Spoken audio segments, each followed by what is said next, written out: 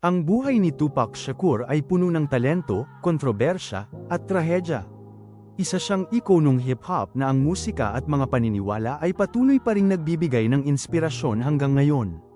Si Tupac ay pinalaki ng kanyang inang si Afeni Shakur, isang dating miyembro ng kilusang Black Panther. Binago ang pangalan niya sa Tupac Amaru Shakur bilang parangal sa isang Incan revolutionary. Lumaki siya sa hirap at karahasan, ngunit naging mahilig sa sining, tula, at drama. Nag-aral sa Baltimore School for the Arts, kung saan naipamalas niya ang galing sa acting, rap, at poetry.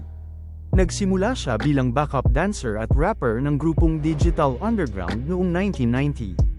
Noong 1991, inilabas niya ang kanyang unang album na Apocalypse Now, kung saan tinalakay niya ang mga isyong panlipunan tulad ng racism, police brutality, at poverty.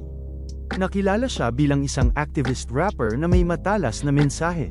Na-involve si Tupac sa East Coast versus West Coast rap rivalry, na bilanggo noong 1995 dahil sa sexual assault case, ngunit patuloy pa rin siyang naglabas ng mga kanta habang nasa kulungan. Naniniwala siya na siya ay target ng gobyerno dahil sa kanyang paninindigan laban sa sistemang mapang-api. Noong ika-7 ng Setyembre taong 1996,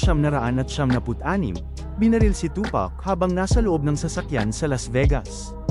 Namatay siya makalipas ang 6 na araw sa ospital.